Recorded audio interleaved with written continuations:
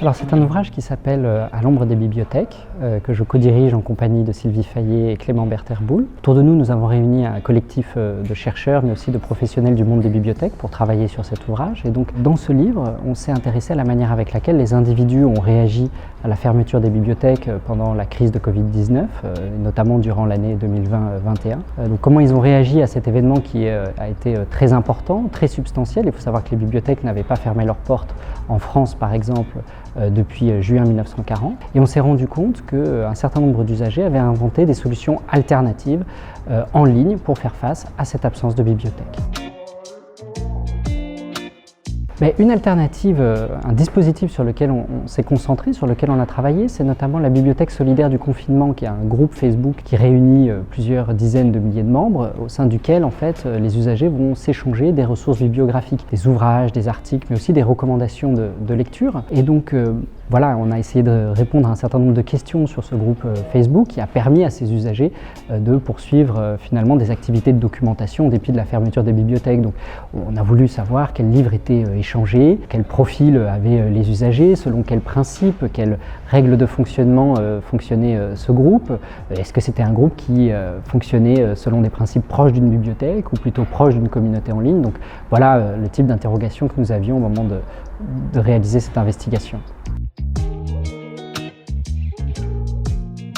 Alors on s'est aussi intéressé à un deuxième phénomène, ce sont des espaces de travail silencieux en ligne. Il faut savoir que quand on se rend en bibliothèque, ce n'est pas uniquement pour accéder à des sources de documentation. La bibliothèque, c'est aussi un espace de travail, un espace au sein duquel on va travailler, on va chercher un contexte propice à la concentration. Et donc là aussi, face à la fermeture des bibliothèques, eh bien, des usagers ont réinventé en ligne des dispositifs un petit peu similaires, c'est-à-dire il s'agissait de se filmer chez soi, en train de travailler, en allumant sa webcam et de partager cette vidéo en direct avec d'autres personnes qui faisaient de même. Donc on avait là des espaces collectifs de travail silencieux qui se sont mis en place et qui leur ont permis de retrouver une expérience assez proche finalement de ce qu'ils connaissaient en bibliothèque.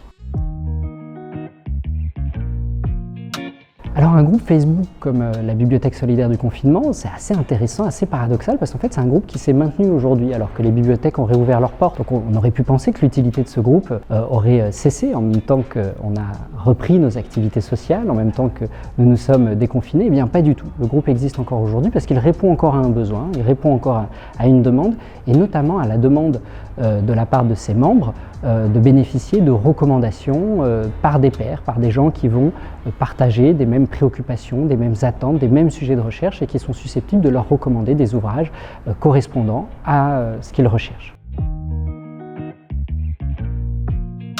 Alors c'est un ouvrage qui est paru en février 2022 aux presses de l'ENSIB. Il est disponible gratuitement en version numérique sur le site de l'éditeur, mais aussi sur le portail Open Edition.